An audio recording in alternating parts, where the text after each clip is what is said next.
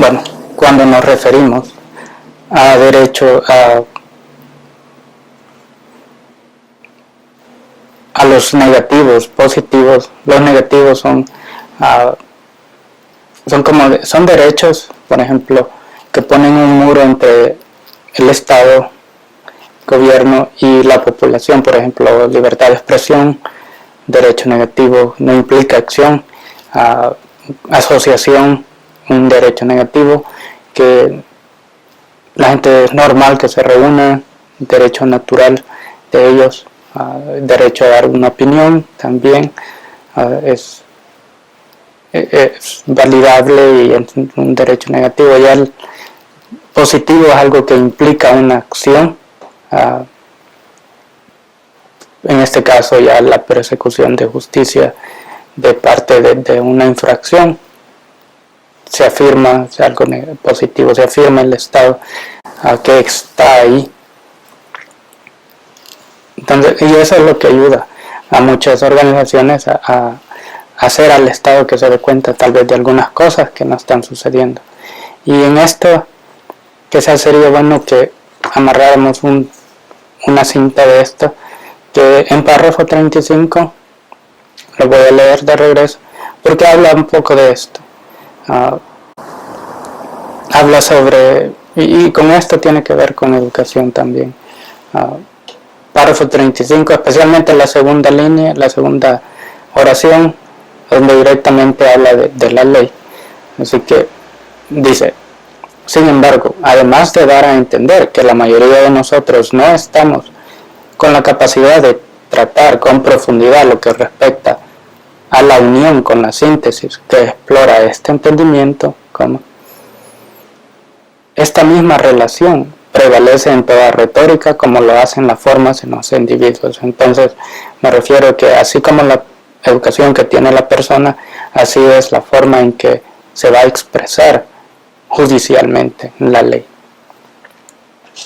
Y de aquí es donde vamos tomando sistema educativo que no lo tenemos, que no existía, pero lo adoptamos de algún lugar. Punto. Naturalmente, es imposible crear una ley dorada, la innegable, porque el individuo estaría justificado en transgredir la ley particular, siempre que el caso fuera lo contrario, por supuesto. Entonces, esto es viceversa. Si hay leyes doradas que no se hacen, entonces el individuo va a buscar transgredir leyes particulares por decir, vamos a defender las leyes doradas. Entonces va a justificar restringir derechos particulares de las personas, y si se basa completamente solo al derecho particular, entonces establece de que por el bien particular se va a transgredir leyes doradas. Por ejemplo, esto lo podemos decir. Ya vi algunos ejemplos que puede estar claro lo que digo, pero para rectificar también podemos tomar un ejemplo diferente, como la pena de muerte. No se acepta la pena de muerte, entonces, pero como la mayoría de la gente dice sí, queremos pena de muerte, entonces el individuo va a transgredir la ley dorada, en este caso la pena de muerte, por el bienestar común. Pero si se dice no matarás, si se tiene esa ley, entonces el individuo va a buscar una ley particular que va a decir, no está cumpliendo esta ley, no está escuchando la ley, no está escuchando el albedrío de la gente. Entonces, educación es bastante importante en esto. Y, como repito, estos son temas judiciales que se tienen que tratar con profundidad y dar estudios amplios sobre por qué se va a hacer algo, por qué no se hace algo. Y en este caso, en mi literatura, es lo que trato de hacer. Y lo hago por este hecho, porque hay cosas que se necesitan en la sociedad, especialmente en la política, y esto expresa mi albedrío, mi ser de persona, y dar mis puntos de vista, que es lo que yo me imagino que la sociedad debería, en cierta manera, funcionar, que es lo que no ha funcionado hasta este caso. Y no solamente me refiero a lo que presente, lo que vemos, sino que vámonos hacia lo más profundo que podamos que tengamos de información viable para poder elaborar algo que tenga más sentido. Y en este caso los griegos fueron bastante esenciales en esto porque ellos tenían el tema de armonía. Armonía para ellos era una diosa, pero también tenía que ver con poner las cosas juntas y mantenerlos en orden. Y ya hablamos de los elementos, que elementos para ellos era poner algo en línea. Entonces, algo que está fuera de línea, lo ponen en línea. Si una persona no está actuando acorde a la ley, entonces tiene que poner en línea. Es algo elemental para que funcione. Y esto tiene que ver con repercusiones judiciales. Alguien que no siga la ley, entonces tienen que haber personas derechas que pongan en línea al que no está haciendo esto.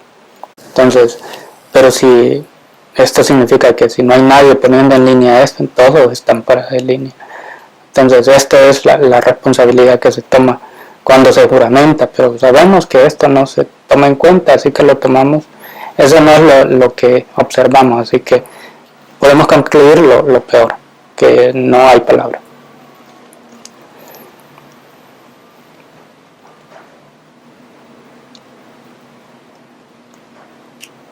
Entonces,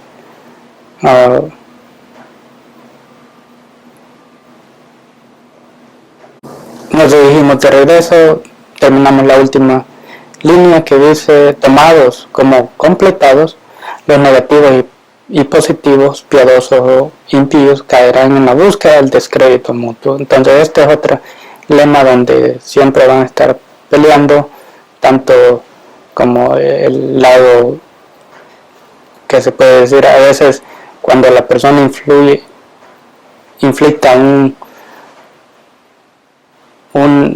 daño a alguien. A veces lo más radical es lo que sucede cuando dice no, que no existe Dios porque esto sucede, y eso no es lo que supuestamente Dios dice. La sociedad no demuestra eso. Entonces, tanto como, y esto va de ambos lados, tanto como religioso como ateo, sí, que la crítica es aquí para ambos. Ya sea que el descrédito se haga por pura comprensión, ya sea que haya entendimiento de esto, tendrá como resultado la pintura de una imagen ideal. Lo pintamos bonito, que por supuesto ha sido un asunto obsoleta a lo largo de la historia, pero en funcionalidad no es. Y este es uno de los temas del Renacimiento en Italia, de que se reemplaza lo bonito por lo que funciona. Entonces, antes era todo lo bello, era lo que ocupaba un estado jerárquico, una característica del mundo feudalista bastante notado. Entonces dice, no, tiene que haber algo que funcione, no solamente porque algo parece que es bien parecido, es bonito, es acá, o tiene dinero, quiere decir que en verdad funciona. No, eso no es. Entonces es más pragmático. Entonces entra en esa transición del pragmatismo, pero también tiene sus limitaciones, porque en el pragmatismo tampoco se ve moralidad o rectitud, sino que solo lo que funciona. Si cortándole la mano la gente evita que haya más ladrones, entonces se las cortan. Una acción pragmática, clara y simple, transparente, pero esa es la forma de lidiar con los problemas. Eso no es por lo que el Estado se hace, porque es claramente lo que dice la integridad del individuo, y lo encontramos en la Constitución. Así que ese es párrafo 69, y ahora les dejo este video para que miremos una diferencia entre más que todo las consecuencias del rol público, cuando en referente a lo que hemos estado hablando de poner en línea. Si existen estas siglas, este es el Código Penal de español, pero es parecido el razonamiento. Sabemos que la ley es un imperio, tanto como se dice el imperio de la ley, es temas que se han puesto juntos bajo la historia para que las naciones no se estén yendo en guerra y evitar las malas intenciones de un Estado en contra de otro. Así que estas son algunas de las enmiendas en el Código Penal Español que refiere a cómo poner en línea a los magistrados, a las personas que ejercen su puesto público. Así que aquí se los dejo y ya estamos de regreso.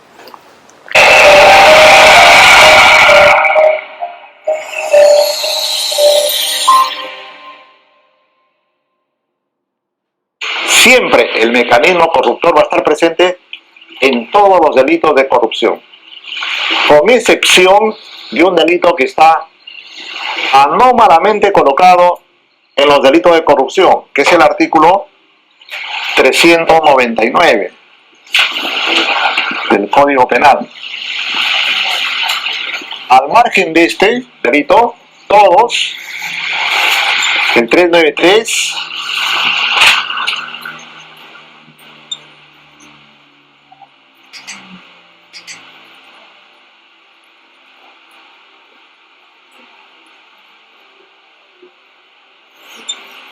todos estos delitos son delitos de corrupción de funcionarios y servidores públicos o servidores públicos. En la interpretación estricta, porque en una interpretación amplia, ya habíamos dicho que se consideran que son delitos de corrupción los delitos de concusión, de peculado,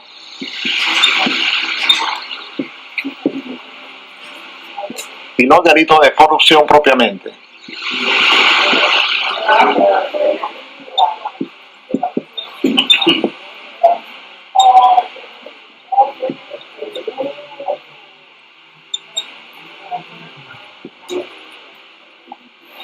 Dos interpretaciones sobre lo que son los delitos de corrupción. Nosotros no tenemos problemas para decir que en propiedad delitos de corrupción son solamente estos. Pero en el discurso fiscal y judicial, sobre todo influido por los tratados internacionales, se dice que también los delitos de concusión, la colusión, la concusión, el patrocinio indebido, y de peculado, el peculado y la malversación, son también delitos de corrupción en sentido amplio. Ahora, ¿por qué se caracterizan los delitos de corrupción? Habíamos visto ya delitos de extorsión, delitos de colusión, de concusión,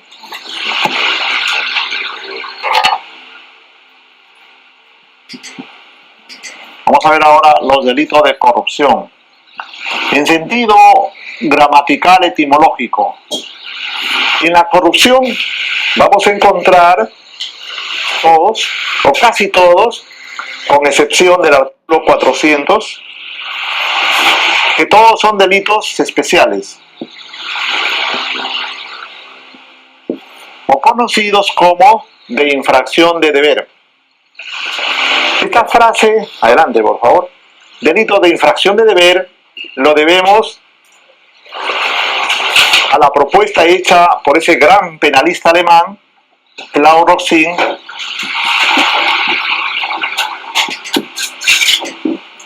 que señaló que los delitos cometidos por funcionarios en realidad no los podemos llamar delitos especiales, porque la palabra delito especial se aplica a una gran cantidad de delitos. Por ejemplo, el parricidio es un delito especial, el infanticidio también, el fraude en la administración de personas jurídicas es un delito especial, el delito de usura es un delito especial, porque la gente es un sujeto especial. Pero en los delitos cometidos por funcionarios, no solamente es especial por el agente, sino también por el bien jurídico protegido, sino también por las características de que este delito solamente lo pueden cometer funcionarios y servidores. Entonces él nos dice, empleemos mejor la palabra delitos de infracción de deber, porque en todos estos delitos Para cometer delito, el funcionario tiene que infringir deberes que son propios de él, de su cargo, de su función.